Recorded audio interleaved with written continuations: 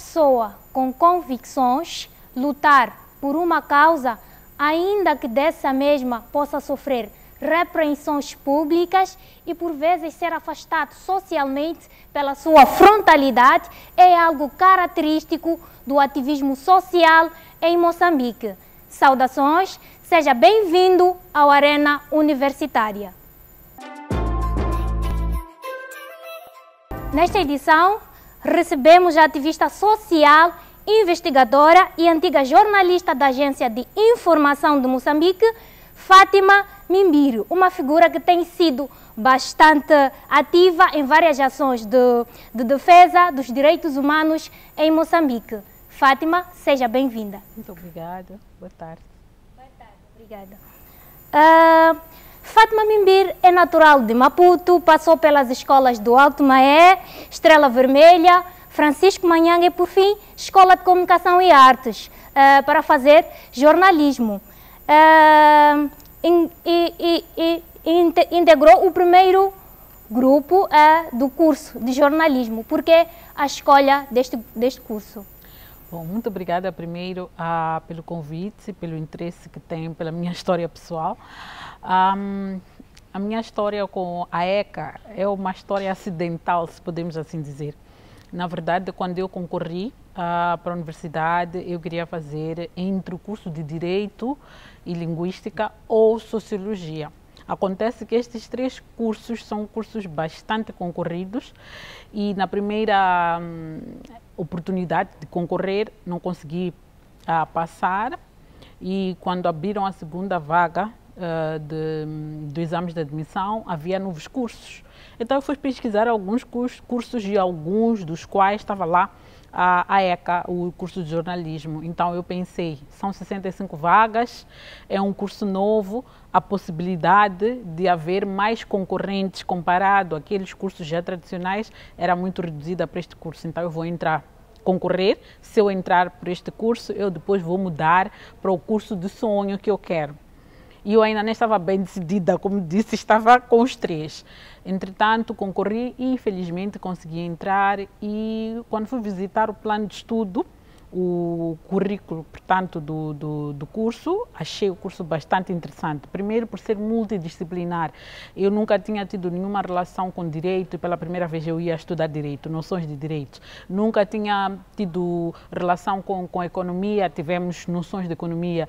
Portanto, havia lá uma multidisciplinaridade, psicologia, filosofia, uma série de disciplinas que eu achei bastante interessante. Então, fui me apaixonando e fiquei, não mudei mais, fiquei. Mas é preciso mencionar que no primeiro semestre do primeiro ano, eu já sentia que o jornalismo não é apenas um curso de teoria, é um curso de teoria e prática. Então eu já sentia ainda no primeiro semestre a necessidade de aliar as teorias com a prática, porque dizer, por exemplo, quando falamos dos critérios de noticiabilidade, ouvindo assim em teoria, parece uma coisa tão fácil de implementar, mas na hora de tomar a decisão da seleção dos fatos que vão consubstanciar uma notícia é um desafio muito grande, e podemos ver nos jornais todos os dias, nós vemos fatos que nem consubstanciam a notícia, portanto não tem critérios de noticiabilidade, mas estão lá. Isso demonstra claramente que a teoria e a prática têm de estar alinhadas, porque a teoria não é de fácil implementação, precisa de algum traquejo, digamos assim, para poder saber selecionar e tratar os assuntos. Cresceu com a mãe, pois o seu pai, na altura, trabalhava na África do Sul. Foi um momento em que, para se conseguir algum produto alimentício, tinha que se marcar bichas. Conta-se no episódio que Fátima teria apanhado farinha de milho amarelo. Será que teria sido este o motivo que lhe cativou a lutar sempre pelos direitos humanos? Bom, essa é uma história muito interessante. Na verdade, nós crescemos com o nosso pai, mas meu pai depois viajou, foi trabalhar fora, busca de oportunidades. Isso foi um pouco, na época, um pouco antes do pré, não é? do período da reestruturação econômica do país. Então as pessoas estavam à procura de novas oportunidades, o país ainda vivia uma situação de carência, as pessoas tinham de formar as filas para ter acesso aos alimentos e nem sempre todos conseguíamos ter, porque às vezes os produtos esgotavam. E eu me lembro, sim, com alguma tristeza, que de facto poderíamos passar uma semana, 2 semanas inteiras a comer a farinha de milho amarela com peixe, por exemplo. Comer arroz era uma coisa quase que só em festas, digamos assim, que não era uma coisa comum naquela altura. Mas naquele momento, naquela época, nós estávamos a viver uma pobreza que, digamos, generalizada. Éramos todos pobres. Hoje, nós já não vivemos uma situação destas, não somos todos pobres. Existem os pobres, existem os menos pobres, existem os ricos. E o que acontece é que o nosso país é um país de injustiça social, se posso assim dizer, um país de desigualdades acentuadas. E é isso que me move, que me faz entrar no debate sobre as políticas públicas, que me faz lutar pela justiça social, porque o sonho do país que eu tenho é um sonho de Moçambique de justiça social, onde todos nós temos acesso à igualdade de oportunidades. O fato de estar na universidade, que seja permitido a uma jovem que está em Nicoadala, por exemplo, a também ter acesso à universidade, que ela não tenha de se expor a situações degradantes para poder ter acesso ao básico. Portanto, o que me faz entrar nesta luta e me considerar defensora dos direitos humanos tem mesmo a ver com o fato de que não me conformo com a situação em que nós, como moçambicanos, vivemos, com o acentuar, digamos assim, das desigualdades. É verdade que as desigualdades existem em todo o mundo, mas é possível estarmos num contexto em que podemos ser desiguais, porque nem somos todos iguais necessariamente, somos iguais enquanto sujeitos de direitos, como seres humanos, mas há um nível de desigualdade que fere muito com a dignidade humana, e nós vivemos um nível de desigualdade que fere com a nossa dignidade humana enquanto moçambicanos. Acho que acompanharam na semana passada ou há 2 semanas que em Nampula morreram 35 membros de uma mesma família num distrito na província de Nampula, e a história que se conta é que na província de Nampula, alguns distritos que estão a passar por situações de fome, porque não está a chover adequadamente, há uma estiagem muito grande. Houve algumas chuvas, mas não suficientes para garantir a produtividade. E o que acontece é que as pessoas não têm o que comer, elas vão buscar capim, pilam capim e de lá sai um farelo, e é deste farelo que eles preparam as suas refeições. Isto é degradante. Nós não podemos permitir que no nosso país existam casos como estes. Entretanto, nós temos o Instituto Nacional de Assistência Social, que está a assistir mais de 1 milhão de pessoas. Mas podemos questionar qual é o critério de seleção destas pessoas. Por que os outros milhões, e há estudos que falam que 70% da nossa população, e sobretudo que vive nas zonas rurais, é pobre, não tem acesso ao básico? O que é que estamos a fazer em relação a esses 70%? Portanto, são estas questões que me levam a posicionar-me como defensora dos direitos humanos. Ok, muito bem. Teve várias propostas para representar vários papéis, desde ser jornalista no extinto Embondeiro e para o Savana em 2005. É ativista, pesquisadora e, acima de tudo, responsável de família. Como conciliar esses papéis? Eu gosto muito de falar sobre isso, porque eu acho que as mulheres, sobretudo as mulheres mais jovens, elas têm de ter consciência de que não há nenhuma incompatibilidade entre ser filha, ser mãe, ser esposa e ser uma mulher realizada profissionalmente. Absolutamente. E ainda ser irmã da igreja, se quisermos acrescentar isso. Não tem absolutamente nenhuma incompatibilidade. É possível, sim. É verdade que em alguns momentos não conseguimos dar a atenção necessária. Acho que todos, não só as mulheres, até os homens, em algum momento não conseguimos dar a atenção necessária em algumas esferas, mas é preciso sempre encontrar uma forma de garantir compensações, se podemos assim dizer. Sou uma pessoa que desde muito cedo, como bem disse, eu me engajei muito nas minhas lutas, das coisas que eu acredito. Primeiro fui ativista, eu ainda era jovem, estava no calor da idade, e eu já estava ocupada, muito ocupada, sem tempo. Fui para a universidade, da universidade consegui o estágio no jornal Embondeiro, que mencionou muito bem, e foi ali que começou o meu contato com jornalismo. Depois fui ao Savana, do Savana fui à IME, e da IME fui para o CIP, onde trabalhei como pesquisadora, e agora estou a gerir um projeto na noite, 2 projetos, na verdade, na noite. Mas eu sou mãe de 2 lindos e adoráveis meninos, na verdade é uma menina e um menino. Sou esposa também, mas eu consigo lidar com isto porque procuro dar um tempo de qualidade à minha família, e estou a estudar, decidi voltar a fazer uma licenciatura agora em Direito e estudo à noite. Então pergunta, mas como é que isso é possível? É possível, é só saber delegar. Algumas coisas é preciso delegar, e os homens sabem fazer isso muito bem, eles delegam muitas coisas. Então nós também podemos aprender a delegar algumas coisas, há coisas que não são delegáveis, mas que é possível fazer 1001 coisas, ser o que nós quisermos, a hora que nós quisermos, é possível sim. Portanto, não me sinto em conflito entre as minhas funções domésticas, se posso assim dizer, que até gosto de cozinhar, às vezes volto de serviço para casa, cozinho, porque faço questão que às vezes os meus filhos possam experimentar as coisas que a mãe cozinha, mas também há vezes que não cozinho, simplesmente porque não me apetece cozinhar, porque não tenho tempo, porque tenho um relatório para terminar, porque tenho um teste, uma matéria para rever. Portanto, é uma questão de ter foco, saber o que é que tu queres, porque é que tu queres e como é que te organizas para gerir todas essas coisas. Portanto, não há nenhuma incompatibilidade. Para mim, a principal mensagem seria dizer que não há nenhuma incompatibilidade. É possível fazermos tudo o que nós queremos fazer, desde que sejamos organizados, tenhamos foco, saibamos delegar as coisas que podemos delegar. Aquilo que não podemos delegar, vamos encontrar uma forma de gerir de modo a cumprir. E tempo de qualidade com a família é a coisa mais importante. Okay. É preciso saber delegar e ter foco. É formada em jornalismo pela ECA e passou por vários órgãos e por outras instituições que defendem o bem-estar de todos. Será isso que lhe dá coragem de continuar a defender o equilíbrio e transparência na gestão de coisas públicas?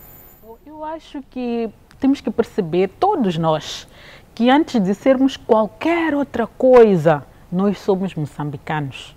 Nós somos acionistas do Estado moçambicano e, portanto, temos responsabilidades para com o Estado moçambicano. Isto para dizer que não há nada de extraordinário que eu esteja a fazer. Eu não vejo nada de extraordinário. O que eu faço, os outros poderiam fazer. Infelizmente, muitos não fazem por medo, por outras razões que só essas pessoas podem dizer, mas é uma questão de responsabilidade. Enquanto cidadãos, nós temos responsabilidade. Aliás, o artigo 73 da Constituição da República diz claramente que nós exercemos o poder político, nós, moçambicanos. Então, se exercemos o poder político, significa que temos que participar na vida do país. Então, o que eu faço não é nada mais, nada menos que, digamos, cumprir ou usufruir de um direito fundamental que está previsto na Constituição no artigo 73. Portanto, é verdade que as instituições com as quais trabalhei, o jornalismo, criaram um espaço, uma plataforma aonde eu poderia unir o útil ao agradável. O útil é eu ter um trabalho, ter uma profissão, ter um local onde eu trabalho, tenho meu salário para garantir a subsistência da minha família.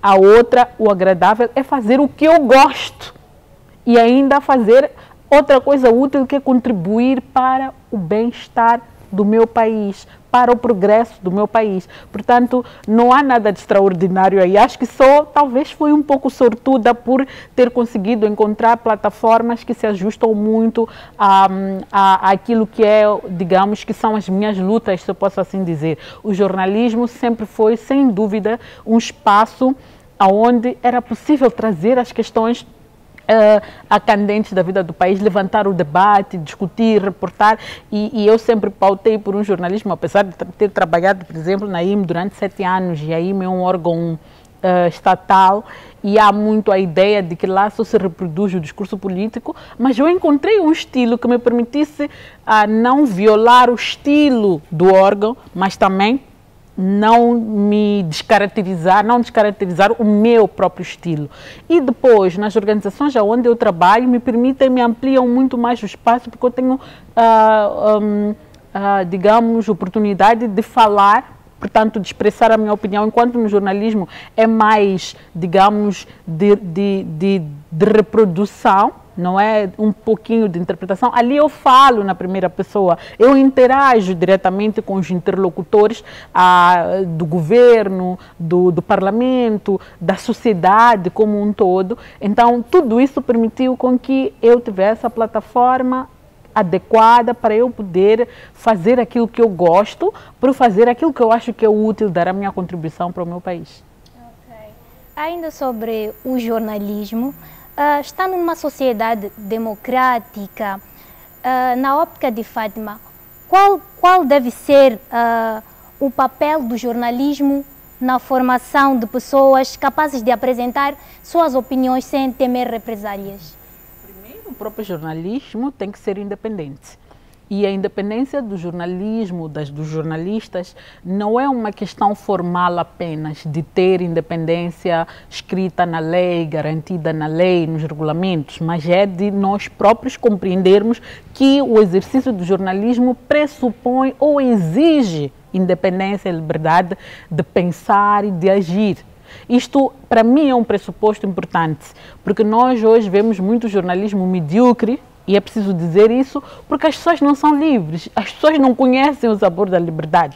Então, e elas até têm medo da verdade, não existe verdade sem liberdade. Então, para poder seguir, buscar essa verdade, é preciso ser livre, porque só a liberdade é que te permite perseguir as coisas sem medo, ok? E o que acontece é que, infelizmente, nós temos no jornalismo muito medo, as pessoas têm medo, os próprios jornalistas têm medo de falar, os próprios jornalistas têm medo de reportar a verdade que eles encontram no terreno. É muito mais fácil para um jornalista se encontra, vamos lá falar, por exemplo, que há uma vala comum, é muito mais fácil vir e escrever sobre o desmentido da existência de uma vala comum do que ir e perseguir e aprofundar as denúncias sobre uma vala comum. Portanto, para mim, o primeiro passo é a liberdade. É preciso lembrar que o jornalismo é o quarto poder. Estamos a dizer que temos o poder judiciário, temos o poder executivo, temos o poder legislativo e temos os mídias que têm o poder da informação. Mas, infelizmente, mais do que o quarto poder, nós nos tornamos o quarto do poder, como já dizia o outro. Por quê? Porque nós não somos livres. Então, precisamos, de facto, de saber reconhecer que um dos pressupostos é a liberdade. Claro que a liberdade tem limites, porque a liberdade termina onde começa a liberdade de outrem, mas também temos que ter cuidado por causa das questões da libertinagem, de não usarmos excessivamente a nossa liberdade para o mal. Portanto, esse é o primeiro passo. O segundo passo é a busca incessante da verdade. A verdade. O jornalismo persegue a verdade, busca trazer os fatos, mas os fatos verdadeiros. Portanto, a formação de uma sociedade, ela só é feita, para mim, ela só há de ser feita, o grande contributo do jornalismo há de ser na base da liberdade e da busca incessante pela verdade dos fatos. Muito bem, caro telespectador, vamos sair agora para um brevíssimo intervalo e voltamos já para continuar com a nossa conversa com a jornalista, investigadora e membro do Movimento Cívico sobre o Fundo Soberano, Fátima Mimbire. Até já!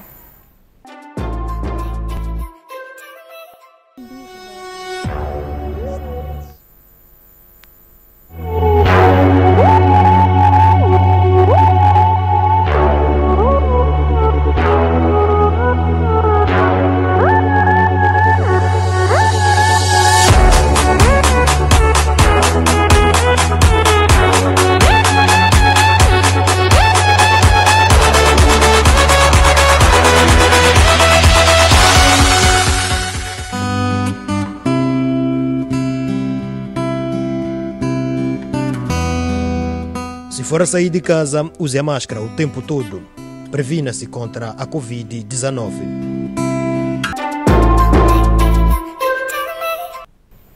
Estamos de volta à segunda e última parte da nossa entrevista de perfil, onde pretendemos conhecer um pouco mais do eu da antiga membro do Centro de Integridade Pública, o CIP.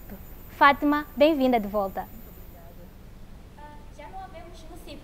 O que houve? Bom, houve mudanças. Que pergunta tão... Bom, na verdade, o que aconteceu é que nós simplesmente... a Fátima já não se enquadrava mais no CIP. Penso que este poderíamos resumir dessa forma, não é? Já tinha dado o meu contributo no CIP, eu fiquei lá 6 anos como pesquisadora para a área da indústria extrativa, e acho que quando a gente fica muito tempo num determinado sítio, às vezes chega um momento em que a gente já não tem muito para dar nesse mesmo lugar. Mas é preciso dizer que à volta da minha saída do CIP houve um barulho assim muito confuso, mas deixe-me aproveitar só para esclarecer alguns pontinhos assim, sem entrar ao detalhe. Na verdade, o ponto de discórdia que levou a esta confusão toda tem a ver com o meu concurso para uma vaga internacional de representação. Eu concorri para ser membro do board do EITI, que é a Iniciativa de Transparência da Indústria Extrativa, e eu concorri como moçambicana para representar a África anglófona e lusófona. E não foi a Fátima só que concorreu desta região, houve concorrentes da Tanzânia, de Malawi, da Zâmbia, do Quênia e eu de Moçambique. E aconteceu que uma concorrente do Malawi, que representava uma organização internacional, que para já essa organização internacional tem representação por via da Constituinte da Europa e dos Estados Unidos, que infelizmente esta organização não se elegeu, porque concorreu, mas ela não se elegeu, foi selecionada. E os colegas regionais, insatisfeitos com a situação, decidiram impugnar a eleição porque, como eu disse, tem África anglófona e lusófona, portanto estamos a falar de Moçambique, Nigéria, esses países, como mencionei, Gana, e depois temos África francófona, que são os países de língua francesa, depois temos a Europa, temos a América, depois temos a Ásia e Pacífico. E as organizações internacionais, elas têm representação através da Europa e da América. A África é para ir a organizações nativas africanas. A malauiana trabalhava para uma organização internacional. Houve a impugnação e eu, concordando com o pressuposto da impugnação, decidi me subscrever a esta impugnação. E os nossos colegas de Maputo, porque nós de Moçambique, porque nós fazíamos parte de uma coligação cívica, que também suportou a minha candidatura, subscreveu essa mesma carta.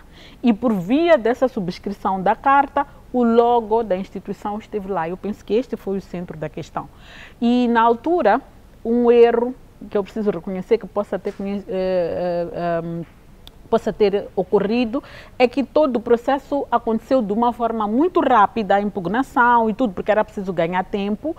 E porque achávamos na altura todos nós que muito provavelmente haveria novas eleições, e houve de facto novas eleições, e acabou sendo nomeado o colega, por consenso nosso, o colega da Zâmbia, e ele ficou a representar. Então a informação quando chega de que houve essa impugnação, a organização internacional da qual a malauiana fazia parte, decidiu procurar tirar satisfação com os membros das várias organizações, e em Maputo existe a representação dessa mesma organização, que se aproximou da organização para a qual eu trabalhava, e na sequência disso houve um processo disciplinar, ao qual eu respondi no processo disciplinar, e daí desencadearam-se outros episódios que resultaram na minha retirada. Mas é preciso mencionar que na carta minha resposta eu já sugeria a minha saída da organização por razões internas que não convém trazê-las a este fórum, porque são questões muito domésticas, se posso assim dizer, da organização.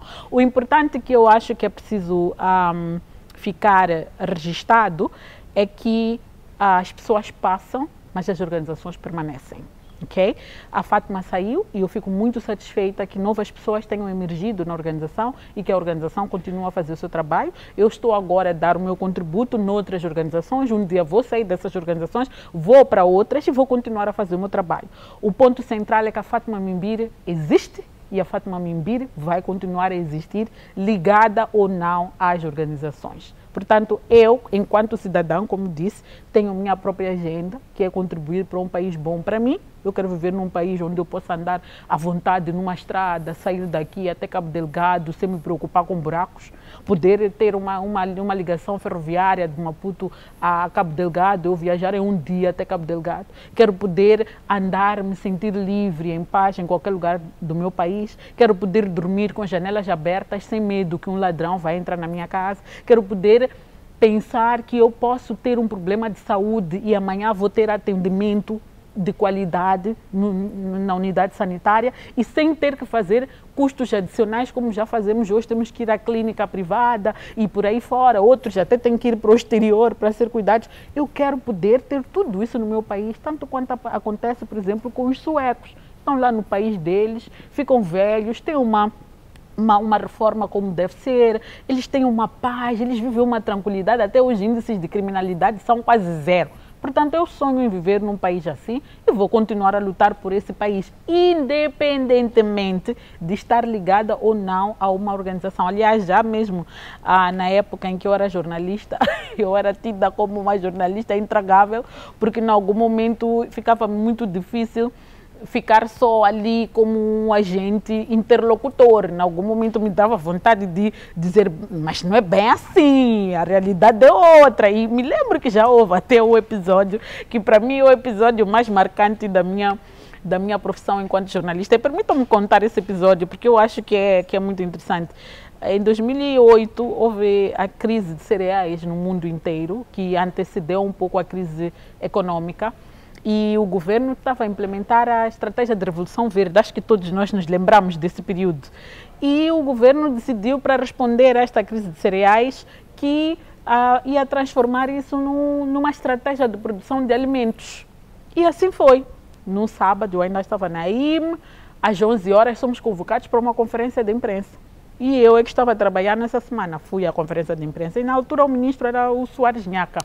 Estava lá o ministro Soares Nhaca, da Agricultura, estava lá o Manuel Chang, das Finanças, estava lá o ministro Antônio Fernando, da Indústria e Comércio, estava lá o falecido ministro Venâncio Massing, da Ciência e Tecnologia, e o quinto, não me recordo muito bem, mas estavam lá um número significativo de ministros. E lá apresentaram-nos a estratégia e tal. Então eu comento com um colega do tipo, esta estratégia é muito bonita, mas isto não é para implementar hoje. A fome está aí, a qualquer momento podemos não ter mais arroz, mais trigo para dar à população. Então o colega pergunta, e se já não houver onde comprar arroz, porque os mercados estavam a fechar, os que exportam, portanto, para os nossos países já não estavam a vender, o que é que vocês vão dar às pessoas? O ministro Soares Nhaca, na altura, diz, senhores jornalistas, vocês parecem que não entenderam bem o que nós viemos dizer aqui. Aquilo mesmo colocou-me numa situação que eu disse, desculpa, senhor ministro, nós entendemos muito bem o que vocês disseram. Quer dizer, ali já não era a jornalista Fátima, ali era a cidadã Fátima que estava a falar com o ministro. E eu dizia ao ministro, vocês estão apresentando um plano muito bonito, mas esse plano é de facto de médio e longo prazo. A fome está aí. E não é porque Moçambique não tem potencialidades agroecológicas, tudo isso que vocês estão a dizer hoje que vão fazer, já devíamos ter feito lá na década de 70, de 80, porque Moçambique, mesmo durante o período de colonização, tinha aquelas potencialidades agroecológicas. Depois da independência, aquelas potencialidades agroecológicas estavam ali. O que é que fizemos ao longo destas décadas para explorar esse potencial agroecológico? Não fizemos absolutamente nada. O resultado é que qualquer crise nós sofremos também, quando poderíamos ter condições melhores. Portanto, em algum momento, a cidadã Fátima sentia a necessidade de falar mais do que ser uma mera interlocutora que o jornalismo é. Então, vai sempre existir. Portanto, o assunto CIP não é um assunto que tem que estar no centro. O CIP é uma instituição importante, que a sociedade precisa dela e que tem que permanecer. Por isso, nunca me interessei em vir a público explicar, falar, entrar nesse ping-pong, dizer que porque houve perseguição, porque não. Nunca tive essa pretensão e só estou a responder aqui mesmo por gentileza. Nem devia o fazer, até já estou arrependida de ter falado, mas pronto. Okay. Estamos quase no fim do nosso programa. mas há uma questão que achamos que é importante deixar ficar. Temos a informação de que no domingo passado abandonou os estudos da TV Sucesso, minutos depois de iniciar o programa Revista Nacional, alegadamente porque fora substituído um colega por um outro. Na segunda-feira, gravou uma entrevista com a DW a dizer que não se misturava com escórias da sociedade. Será que Fátima Mimbiri tem algum sentimento de repulsa por pessoas que apoiam o partido, o regime no poder? Eu tenho repulsa por todos aqueles que apoiam a ditadura, por todos aqueles que apoiam a injustiça, por todos aqueles que apoiam a perseguição, que apoiam todas as más práticas que prejudicam este país. A má governação se instalou no nosso país porque ela tem adeptos. Okay? É essa a escória da sociedade a que eu me refiro. Não sou uma pessoa de segregar a ninguém, sou uma pessoa bastante aberta, dialogo com qualquer pessoa, inclusive com essas pessoas já dialoguei em outros momentos, mas a forma como estas pessoas foram impostas no programa não me permitia de facto dialogar com elas, porque a agenda dessas pessoas estava clara, estava muito clara. O ponto é o seguinte: a nossa sociedade tem de ser movida por alguma integridade, ok? O que acontece é, se eu tenho um contrato consigo, por exemplo, convidou-me ao programa, eu aceitei vir ao programa, mas poderia acontecer que não quisesse mais entrevistar a Fátima. Então deveria vir dizer a Fátima que não quer mais entrevistar a Fátima porque acha que tem uma pessoa melhor. E imagine se esta conversa fosse com uma segunda pessoa que saberia, que viria aqui para esta conversa com a Fátima. Informou a Fátima que não a quer mais, mas não informou aos demais que a Fátima não estará. A forma como a Fátima se prepara para vir ao debate, ou como a pessoa se prepara para vir ao debate, tem em vista ou em conta também com quem vai debater. Esse é um elemento. O segundo elemento é o seguinte: há um poema de um autor, eu não me lembro bem o nome dele, que diz que foram atacar o João, estou a parafrasear, não é? Foram atacar o João, nós ficamos calados, não atacaram a mim. Foram atacar a Maria, ficamos calados, não atacaram a mim.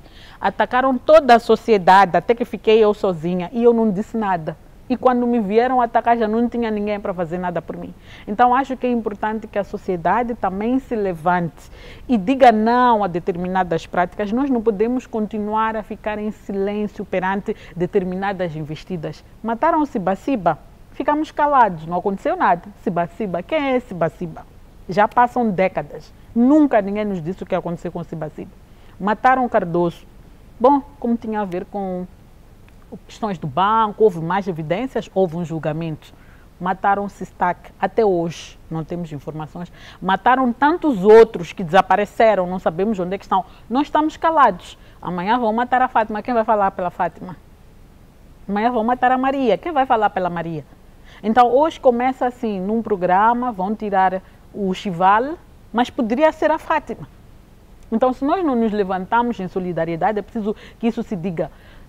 Eu não tenho uma relação assim muito profunda com o Chival, até eu conheço, é uma pessoa que eu conheço há bastante tempo, mas ainda que não fosse uma pessoa que eu conheço, se fizessem exatamente o que fizeram ao Chival, eu faria exatamente o que eu fiz. Iria à televisão para dizer que eu não vou participar desse programa porque as regras mudaram no meio do jogo. Não há nenhuma equipa que joga num campo com regras do jogo trocadas. Então não seríamos nós a manter-nos num programa que mudou para introduzirem atores que nunca nos foram ditos que em algum momento da história esses atores entrariam em campo. Isso nunca nos foi dito. Portanto, é mesmo uma questão de integridade, uma questão de princípios, uma questão de honestidade, até se pudermos assim dizer. Se não quisessem o Chival, que reunissem o grupo todo, como reuniram o grupo para o convidar, para desconvidar esse mesmo grupo. Aí nós teríamos a prerrogativa de, em off the record, dizer, olha, se é assim, eu não estou interessado. E foram fazer o indivíduo ali. Nós, quando chegávamos, o indivíduo já estava sentado. Aliás, horas antes, o indivíduo já tinha feito um post no Facebook a dizer que ia debater com a Fátima e com o Ivan. Mas eu não tenho compromisso de debate com aquele indivíduo. Ele pode ter com a televisão, mas eu tenho um compromisso de debate com aqueles indivíduos em sede daquela televisão. Então, aquela televisão me devia, de certa forma, alguma alguma satisfação com o tempo, dizer que vamos mudar as regras e me dar a prerrogativa de eu aceitar ou não aceitar. Eu não tive essa prerrogativa. Quando eu digo eu, estou-me a referir ao Ivan. Podiam ter substituído o Ivan no lugar do Chival, faria exatamente a mesma coisa. Portanto, é uma questão de princípios, é uma questão de solidariedade, é uma questão de coerência até, é uma questão de defender algo muito mais profundo. Porque, como eu disse a Dachevel, se eu aceitasse debater com o Egídio Vaz, se nós aceitássemos debater com o Egídio Vaz, nós estaríamos a dizer às pessoas que decidiram tirar o Chival para pôr o Egídio Vaz que nós aceitamos a vossa intromissão. Amanhã vocês podem, em meio do programa, vir e mandar a Fátima sair para meter outra pessoa. Nós vamos continuar. Portanto, a vida continua. De injustiça em injustiça, a vida continua. Portanto, em outras palavras, o que nós quisemos dizer é que nós não vamos tolerar esse tipo de práticas, porque isso é pura ditadura. E a ditadura, como dissemos, a má governação tem muitos adeptos. Eu não sou um dos adeptos, pelo contrário, eu vou dar as costas a essas coisas. Muito bem, chegamos ao fim do nosso programa, onde estivemos a conversar com a ativista social Fátima Mimbiri, uma mulher de garra, forte por excelência. Assim, caro telespectador e a Fátima, o nosso muito obrigado e até a próxima.